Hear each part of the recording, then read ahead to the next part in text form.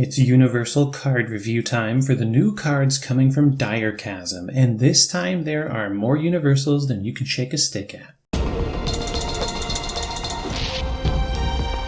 Hello everyone and welcome back to the BattleCast. In today's video we are looking at the universal cards coming from the core set from Direchasm, and this is exciting because they actually put a lot in. A lot of unique cards, not a lot of reprints.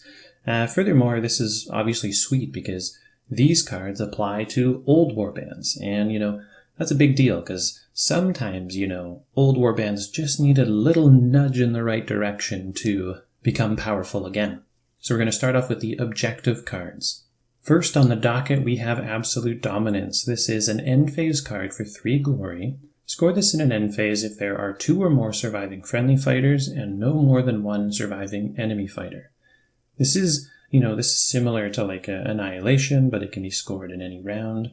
Interesting for elite warbands. Here we have Magors and we have Stormsire begging on his knees. And those are kind of the warbands I think about when you try and score this objective. It's, few numbered each, and one of you just kind of cleans up. I don't think it's a very competitive pick just because these are so hard to control. You want consistency, and this isn't very consistent. Next we have Aggressive Display. This is a hybrid end phase card for 1 glory. Score this in an end phase if 2 or more enemy fighters are out of action, or 1 or more surviving friendly fighter has 2 or more attack action upgrades. This is actually kind of a cool card. I like how different the objectives are on the hybrid side. Taking 2 enemy fighters out of action, that's quite normal for an aggressive warband. And furthermore, having 2 attack action upgrades is not that insane. You put a great strength and a something on someone. Actual different attack characteristics are few and far between, but the first one's reasonable and the second one's not impossible, so I like this one. I think it's alright. Next we have Awesome Predator. This is a score in end phase for 1. Score this in an end phase if you have the Primacy token. This is a token that comes into play with cards that mention primacy, but also there are certain feats of strength, I guess you could call them, that would give you the primacy token, and this actually gives you spent glory. Anyway, if you have it, great. Or you have a fighter, a surviving friendly fighter, with an attack action with a damage characteristic of 4 or more. And there are some warbands where Inspired Fuel, Inspired Molag, these are the guys where it's just oh good, I just get a glory, thank you. But furthermore, it's not that hard to get 4+ on certain warbands. So this is a great card for some guys out there, big time. Next we have Dominant Position. This is a devastating card. Score this in an end phase if your warband holds more objectives than any other warband. This is, I'm kind of surprised we haven't seen this card in the universal format yet. There was that one card where it was score if all objectives are held, and, that was the surprise win. This is going to really change up the game a bit because it's going to make aggressive warbands be oh, Jesus, do I need to get on some objectives to stop this? And it's going to make some warbands it's just always there, ever present, They could just have to hold 1 and they could score this. So you have to I like these cards. They're very mind gamey. And if you know they're in your opponent's list, it's going to change the way you play, which I think is cool. Next we have Hunger for Victory. Score this in an end phase if 1 or more friendly fighters each have 2 or more hunger counters. Now so far Hunger is kind of like Hunter or Quarry was at the start of Beastgrave. It's sort of a developing mechanic that initially I think doesn't have much merit. Essentially there are some cards that are going to give fighters hunger counters, and there aren't that many, and having 2 seems like it's really hard, so this is a late season card, I suspect. Next we have Intimidating Display. It is a hybrid end phase for 1, and it's score this in an end phase if a surviving friendly fighter has a higher wound characteristic than any other surviving fighter, or 3 or more friendly fighters are in enemy territory. This is an easy card. This is a great card. Obviously, if you're playing your big boy, you got your Molag, you got your... If you have Molag, if you have Hrothgorn, if you have Slake Slash, you have a reasonable chance of getting this card. More to the point, however, is some of those warbands even want to get into the zone. I mean, the Dread Pageant, getting 3 into enemy zone with movement 4 is not crazy hard, so both of those objectives are scoreable if, Slake Slash happens to be tied with like a Gurzag or something. But this is a good card. I mean, I think this is nice. Next we have Predatory Spell. Score this immediately for 1 if a warband's spell attack action deals enough damage to take an enemy fighter out of action. Hallelujah! I mean, this card disappeared from Nightvault. Here it is again. The warbands who need this card are happy to see this, and hopefully there are more spells coming. But having a card like this back is great for warbands who plan on killing people with spells. Next we have Savage Exemplar. Score this immediately after your leader's attack action that takes an enemy fighter out of action. This is a very good card. We've seen this card before, and it was, if your leader takes a leader out of action, Victoria's Duel.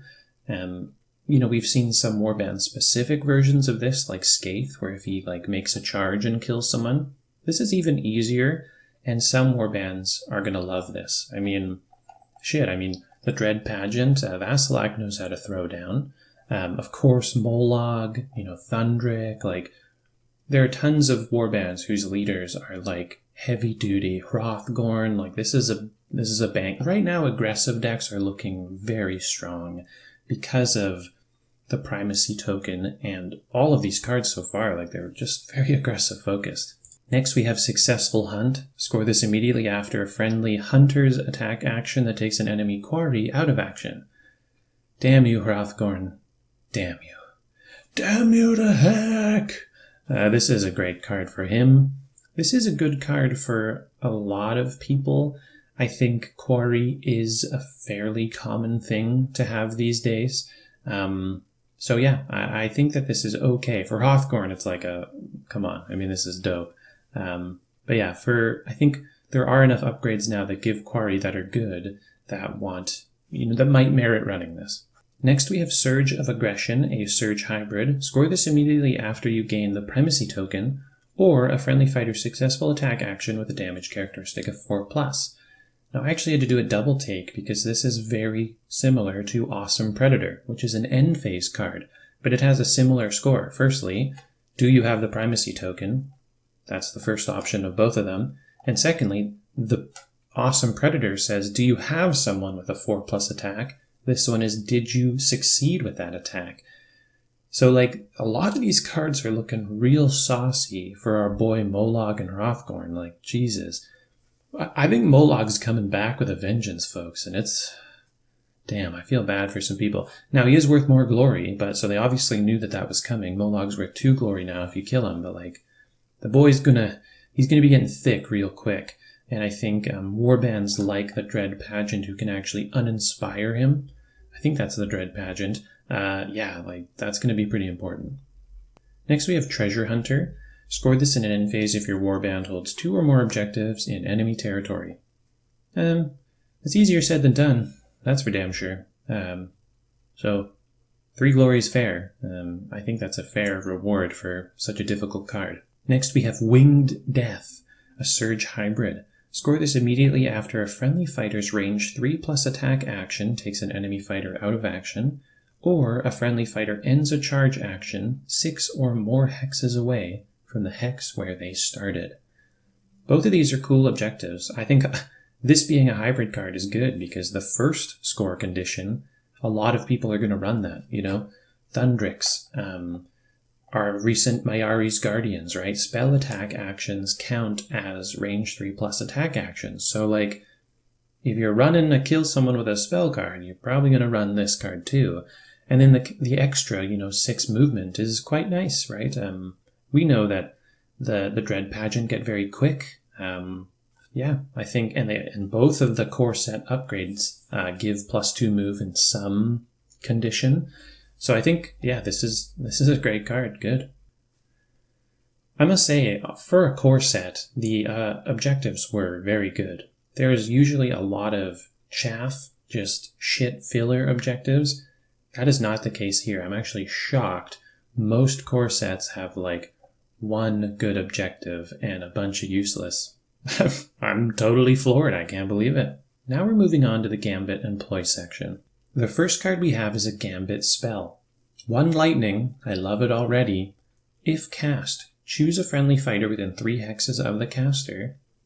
Give the chosen friendly fighter 1 guard token. This is a great card. This is a very good card. Sometimes 1 lightning symbol cards are not good, but because of the 1 lightning symbol, they are good because you're trying to cast spells. Anytime you get a benefit from a card like this, a 1 lightning symbol, it's a bonus, because that's probably not why you were running it.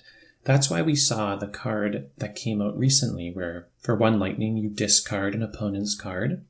That benefit is like sweet, and it helped you cast a spell. This is the exact same reason, except a guard token's no joke. I mean, you can have someone charge in, then cast this spell, and defense them up. I mean, this is very good. This is a great card if you're spellcasting Warband. It's one of the best, I think, in recent memory. Very good. Next we have Ferocious Blow. And I gotta say, I love that the Blood Reavers have shown up on 2 of these cards, even though they're Season 1. Very nice.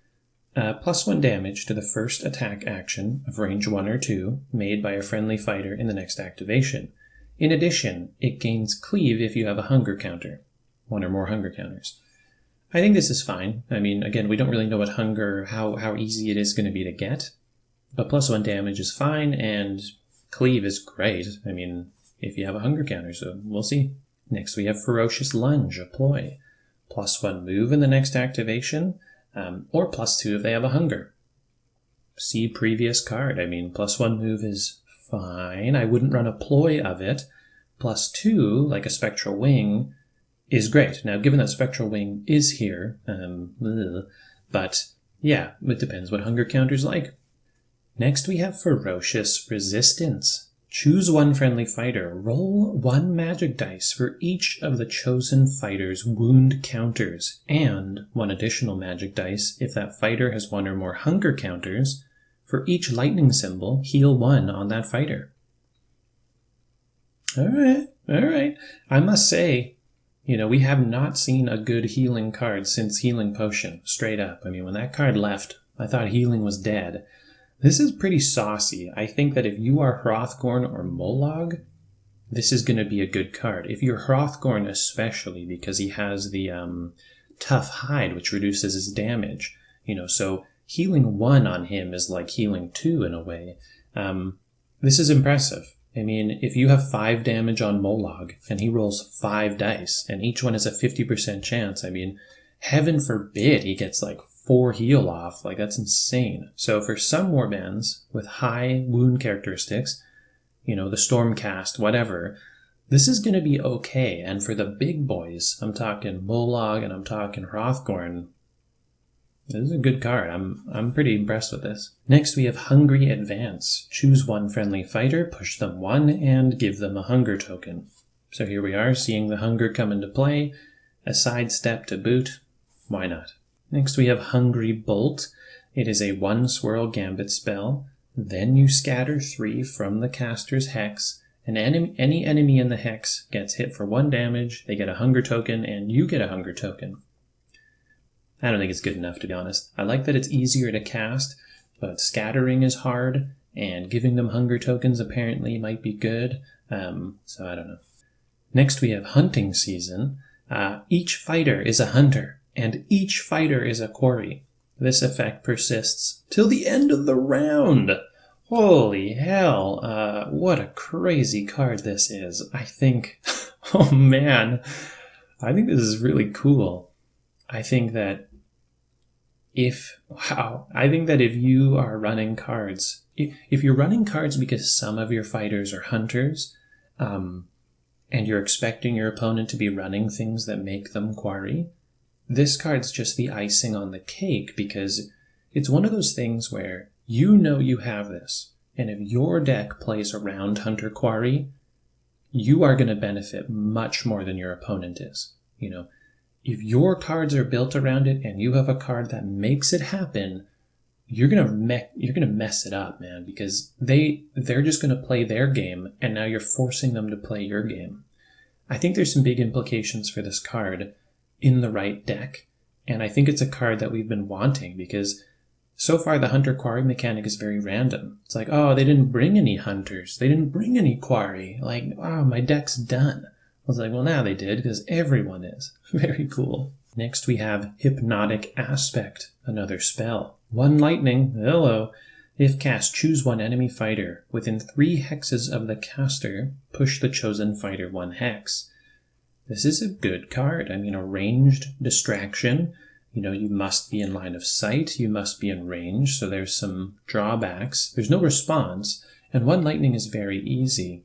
Furthermore, I mean, there's no reason why you couldn't, you know, charge, attack, hit someone, and then push them into a lethal hex or something. There are ways that you can plink this out. I think pushes are very powerful, obviously, and it's an easy to cast spell, so... You know, we lost a lot of castable spells in the rotation of Night Vault out, but we have already gained more usable spells than I think we probably were expecting this early on in the season. Next we got a big boy. Oh boy, oh boy, oh boy. It is Slick Rock. Fuck. Reaction. Play this after an enemy fighter's move action that ends in the same hex as an objective token. Scatter 1 from that hex and push the enemy fighter to the end of the chain. If the enemy fighter cannot be pushed into a hex, the fighter is not pushed.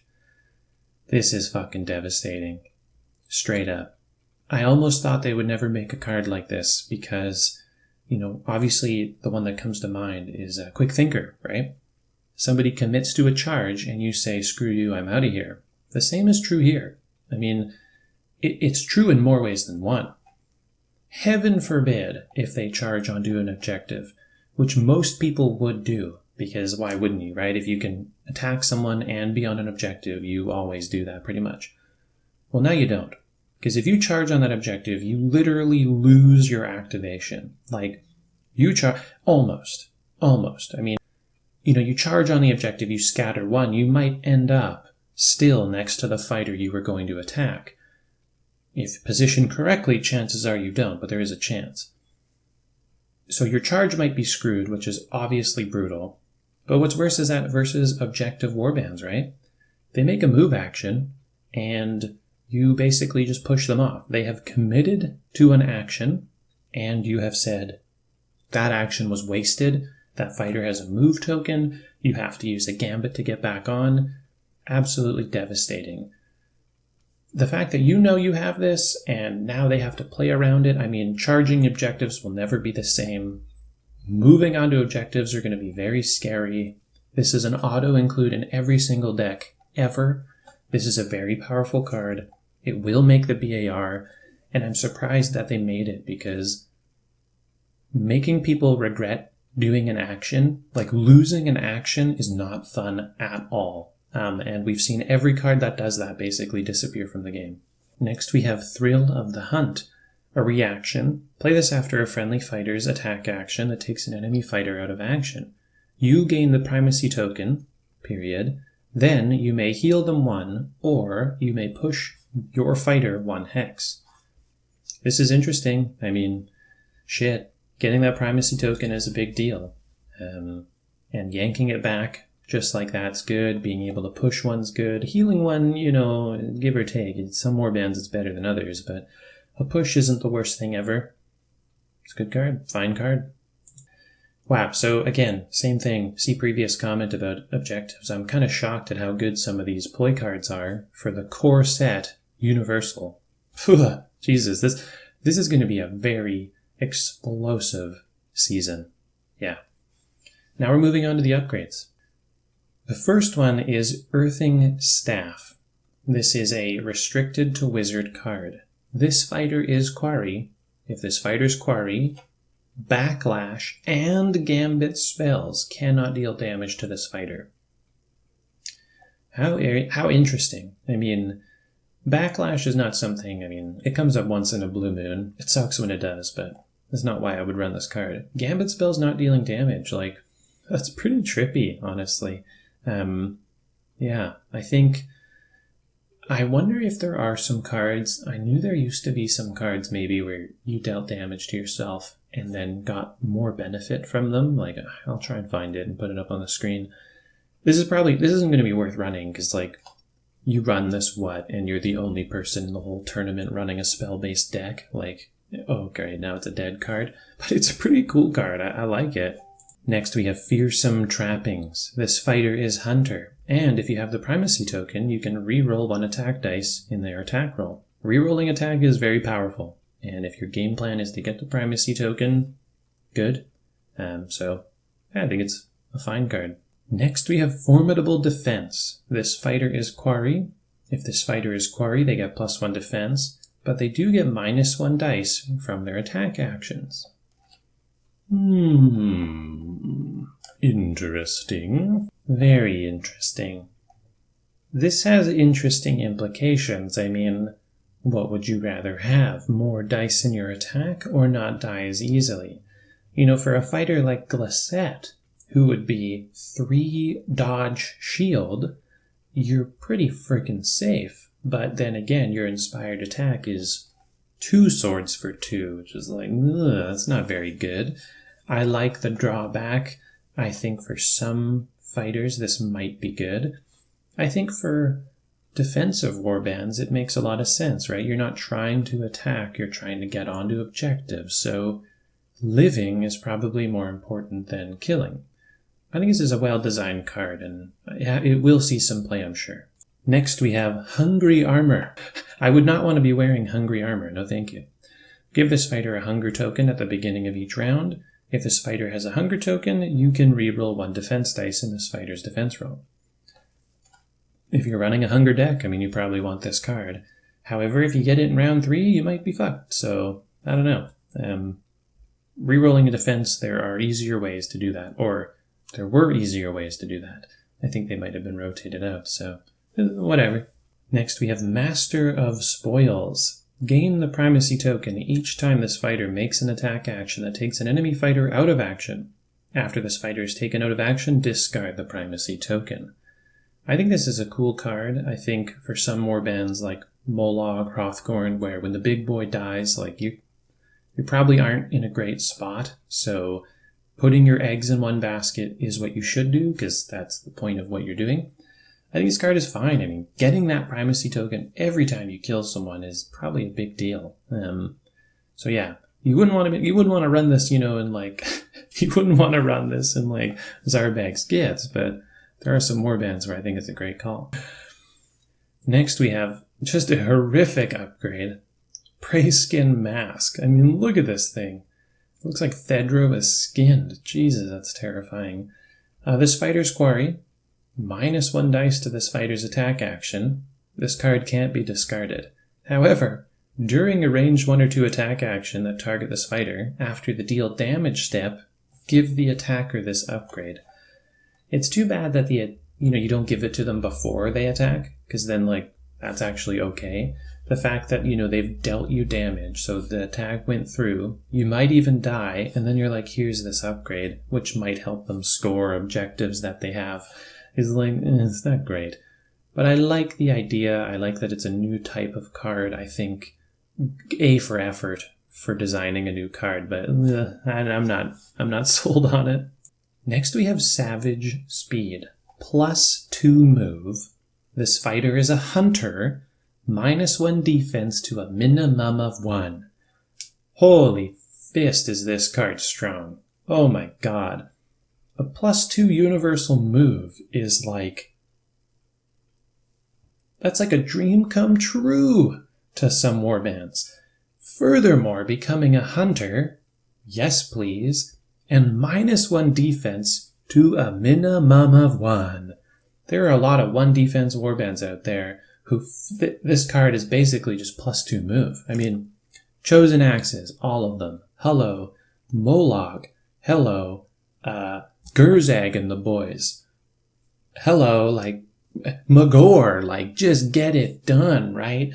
Steve, this is a This is a crazy card. This is a meta-defining card, I think, in my opinion. Like, +2 move is a big deal, folks. And there is no drawback for a lot of people. And furthermore, like, people who have more than one defense are already probably kind of fast. That's like just how it works. So like, this is really, man, this is a strong card. Auto-include in many warbands. I can't even believe it. We might see some Chosen Axes, folks. This is crazy. Next, we have Savage Strength. +1 this fighter's a hunter. +1 damage to their range 1 and 2 attacks. -1 defense to a minimum of 1. Oh my good god, guys. The amount of aggro buffs we're seeing here, I'm a little surprised. Because, like, we knew that Beastgrave favored objective, but, like, this is so one-sided in how this season is developing. This is crazy powerful. Molag, everyone I just mentioned in the last card, this applies to. It's absolutely terrifying. -1 defense means nothing if you have 1 defense. Next we have Soultooth Bow. This fighter is a hunter. It's a ranged 4 attack, 2 hammers for 1. You can re-roll 1 dice in this attack roll if the target has 1 or more move or charge tokens. I think that this is a really interesting card. I think it might see play depending on how lean your upgrades are. Like if you have room for it, you could definitely put this on, someone like Molag, because you do your business, right? You get in there and you kill people, but now you threaten 4 range. So if you are versus like an objective warband, you can just hit them off of stuff because you've already moved, whatever the case may be. Obviously, you can't use it if you're charging, but I think range weapons can be very interesting for some warbands who have a harder time getting around. Maybe the Chosen Axes, whatever. Not the best, but not the worst. Next we have Soultooth Spear. This fighter's a hunter, 2 hammers for 2. You can re-roll a dice if they have a move or charge. I guess Soultooth is our, Amber Bone, our Shade Glass, whatever. This is a good card. I mean, there are some warbands where 2 hammers for 2 is completely reasonable at a range 2, and re-rolling 1 baked in when you charge. I mean, we're looking at the Gits, we're looking at the Sepulchral Guard. Like, this is totally good card. Well, there you have it. That's the review of the Universal cards, and I gotta say, wow.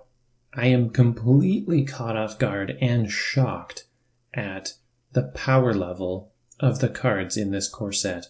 I generally were just used to such fluff and uselessness, and I would say like 60% of the cards here are decent, if not better. I mean, the number of dead cards, I think, are pretty few. Well done, Games Workshop.